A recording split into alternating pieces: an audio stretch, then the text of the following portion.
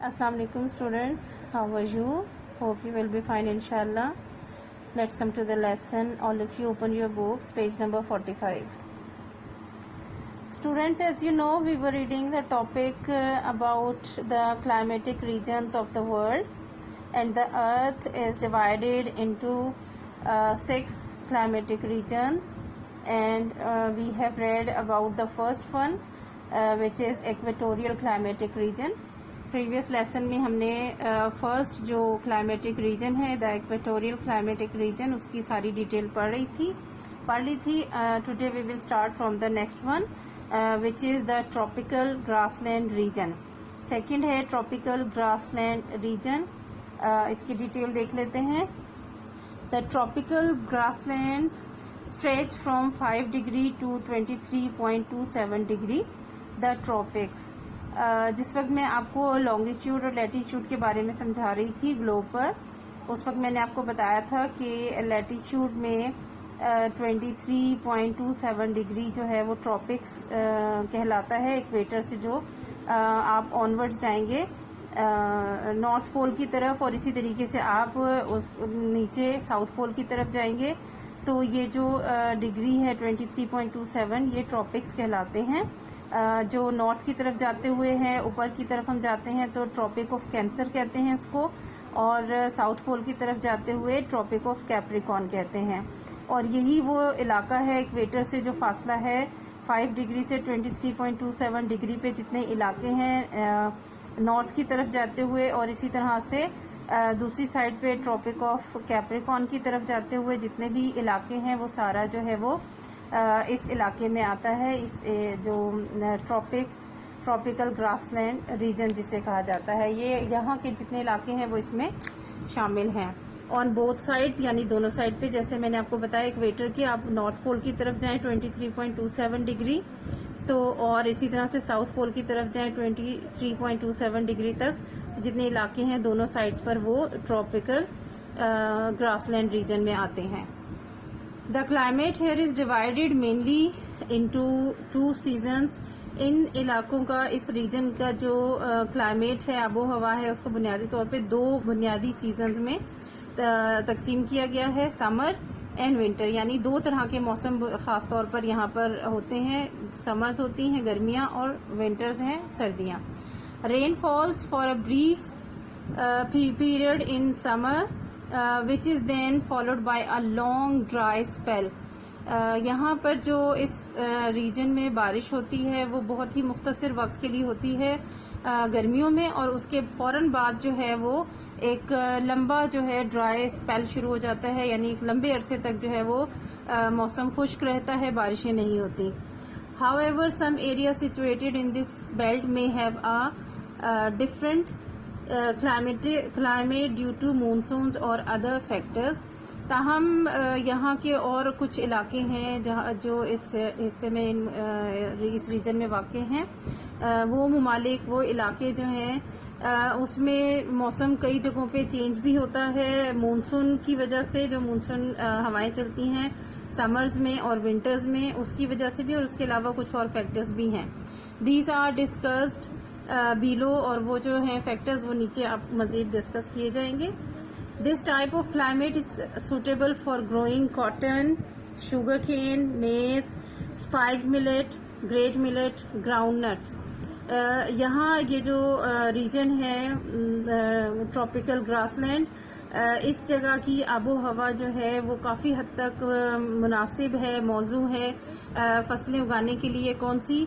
Cotton, कपास उगाने के लिए, शुगर केन, गन्ना, मेज, मकई, स्पाइक्ड मिलेट, बाजरा जिसे कहते हैं जो नोकदार या डार्क ग्रे कलर का होता है, और ग्रेट मिलेट, ये भी बाजरे की ही एक किस्म है लेकिन ये थोड़ा सा डिफरेंट होता है, जिसे हम आमतौर पे कंगनी भी कहते हैं. अगर आपके घर में बर्ड्स हों, ऑस्ट्रेलियन बर्ड्स जो हैं वो कलरफुल जो होते हैं, डिफरेंट कलर्स के, येलो, वाइट, ग्रीन, ब्लू, वो उनके लिए ख़ास तौर पे वो बाजरा जो है ग्रेट मिलेट यानी जिसे हम कंगनी कहते हैं वो यूज़ की जाती है. वो बहुत शौक से खाते हैं. तो ये बाजरे की ही किस्म है लेकिन थोड़ा सा फ़र्क है इसमें. इसके अलावा ग्राउंड नट्स है, मूंगफली जो है वो भी और कॉफ़ी भी यहाँ पर बहुत मुनासिब मौसम है और उसमें इनकी फसल जो है वो उगाई जाती है। Mineral wealth includes oil, lead, lime and limestone.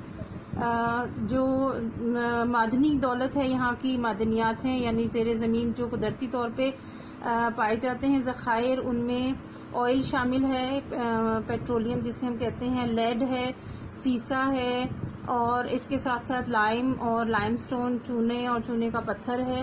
ये काफ़ी हद तक इनके ज़खायर मौजूद हैं। The Muslim countries that share this climate include Sudan, Somalia, Chad, Nigeria, Mali, Mauritania, Niger, Tanzania, Oman and Yemen.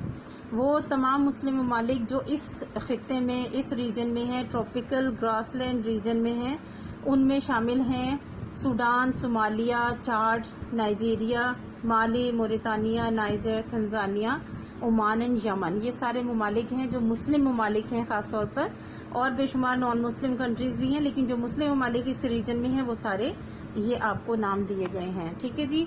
The third one is hot and dry desert climatic region. गर्म और खुश्क सहरा का जो आबो हवा का खित्ता है उसके बारे में हम देख लेते हैं।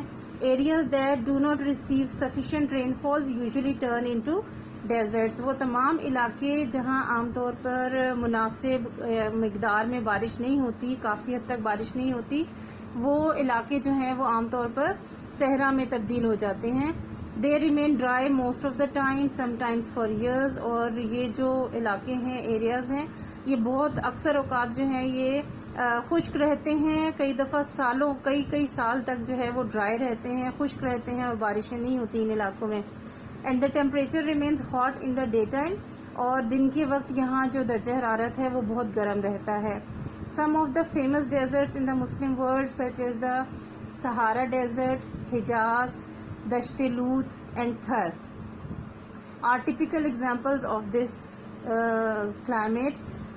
इस जो मौसम, ऐसी आबो हवा के जो डेजर्ट हैं, इलाके हैं, यानी जो गर्म है शदीद और खुश्क हैं, यानी कई साल तक यहाँ बारिश नहीं होती, इनमें जो डेजर्ट शामिल हैं ख़ास तौर पर, दुनिया में बहुत सारे हैं लेकिन जो ख़ास तौर पे इस क्लाइमेट के लिहाज से मशहूर हैं उनमें सहारा डेजर्ट है, हिजाज जो सऊदी अरब का सहरा है, और दश्ते लूत है, थर जो हमारे पाकिस्तान में है। आर टिपिकल एग्जाम्पल्स, ये ख़ास मिसालें हैं इनकी।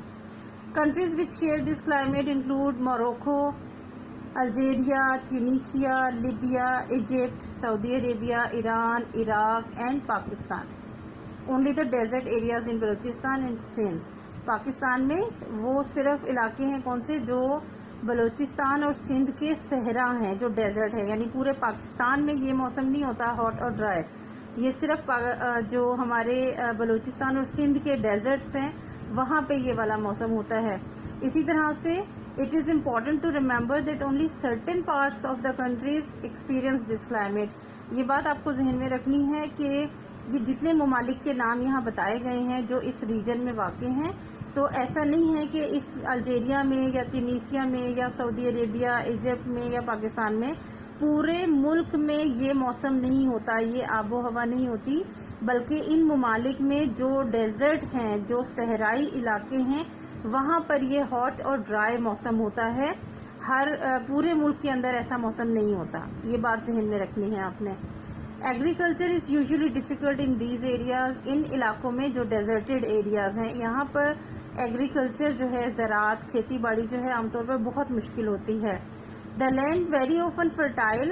ज़मीन जो है वो अक्सर ज़रखेज़ होती है, यानी जहाँ फसलें उगाई जा सकती हैं, लेकिन वाटर इज़ नॉट अवेलेबल। मसला ये है कि यहाँ पानी नहीं है। एक तो दूर दूर तक सहरा है, कोई दरिया नहीं बहता हुआ करीब से, और ना ही यहाँ पे बारिशें इतनी होती हैं, और बारिश और पानी ना होने की वजह से इस इलाके में बेशक ज़मीन फर्टाइल है लेकिन यहाँ पर फसलें नहीं उगाई जा सकती।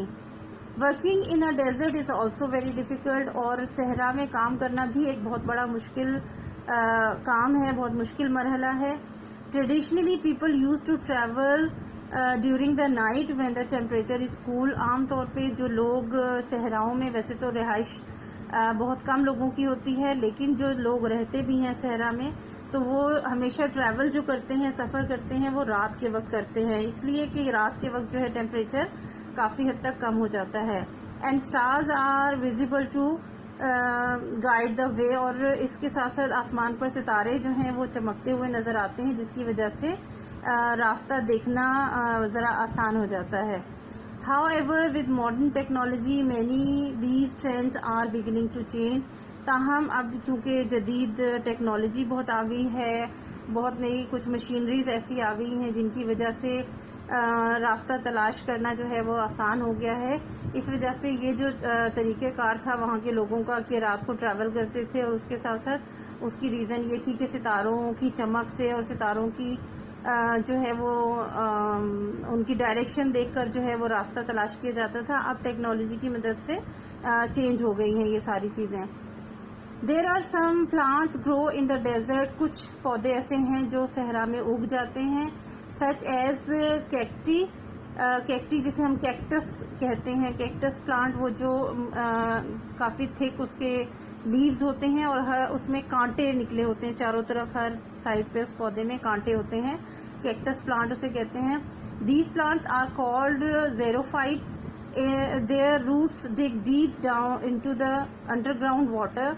ये जो इस किस्म के पौधे हैं इनको ज़ेरोफाइट्स कहते हैं, और ये इनकी खासियत ये है कि roots dig deep into the soil, इनकी जो जड़ें हैं वो बहुत गहरी और नीचे तक ज़मीन के अंदर तक चली जाती हैं, often spreading over a long distance to seek out underground water, और अक्सर बहुत गहरी और दूर तक फैली होती हैं, फासले तक, और इतनी गहराई तक जाती हैं कि वो ज़ेरे ज़मीन जाकर अंदर से अंडरग्राउंड जो वाटर है बहुत नीचे सहरा में, क्योंकि बहुत करीब पानी नहीं होता, बहुत गहराई में होता है, तो वहाँ तक वो जड़ें पहुँच जाती हैं और वो पानी हासिल कर लेती हैं। इसी वजह से ये जो कैक्टस प्लांट है ये सहरा में ग्रो कर जाता है।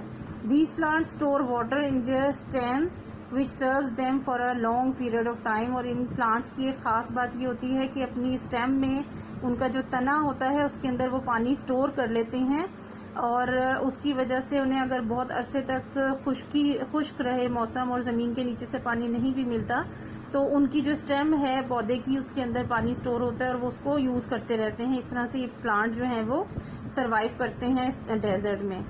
That might remind you of the camel, और यही एक पॉइंट है जिसकी वजह से आपको जो है वो याद किया जा सकता है कैमल के बारे में भी, जो ऊँट है, सहराई जानवर जिसे कहते हैं, शिप ऑफ डेजर्ट भी कहा जाता है।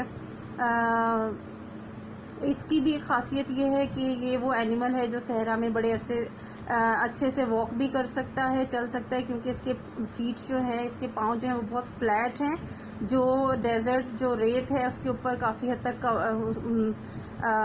बैठ जाते हैं और उनका पाँव अंदर नहीं जाता। और एक ख़ास बात यह है कि सहरा में पानी नहीं मिलता, जिस वजह से यहाँ पर जानवर जो हैं वो बहुत मुश्किल से पाए जाते हैं। लेकिन कैमल के अंदर एक कुदरती तौर पे एक खासियत है कि वो क्या करता है, which also stores water in its body.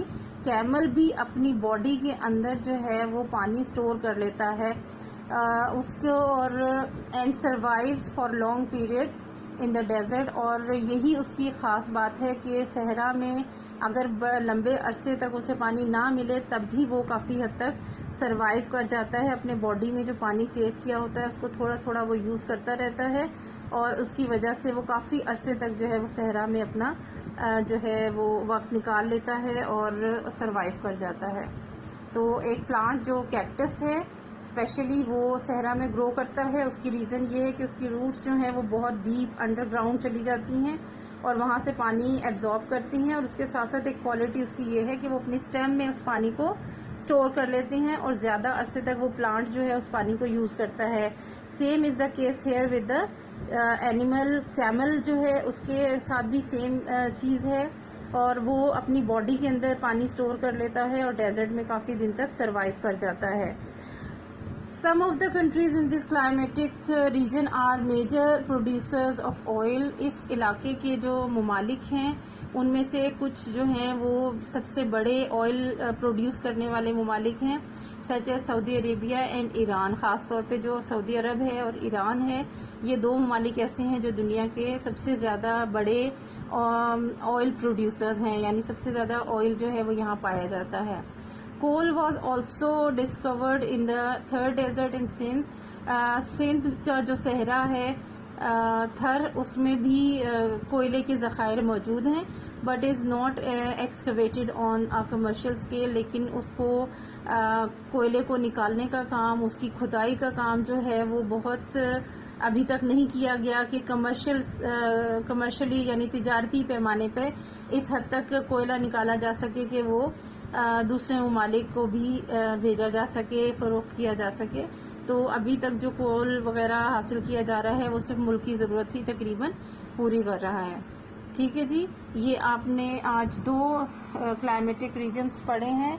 एक हमने ट्रॉपिकल ग्रासलैंड पढ़ा है और दूसरा है hot and dry desert climatic region. दोनों में बहुत इंपॉर्टेंट चीज़ें हैं। दोनों एरियाज़ में जो जो मुस्लिम ममालिक मौजूद हैं और जिस तरह की एग्रीकल्चर है वहाँ पर, जैसा वहाँ का जो मिनरल वेल्थ है, वो सारे अहम पॉइंट्स हैं। ये आप दोनों रीजन्स की हाईलाइट करें और याद करने की कोशिश करें। रिमेनिंग टू जो है मानसून क्लाइमेटिक रीजन और मेडिटेरेनियन क्लाइमेटिक रीजन, ये मैं आपको इंशाल्लाह अगले लेसन में करवाऊंगी। ओके, अल्लाह हाफिज़।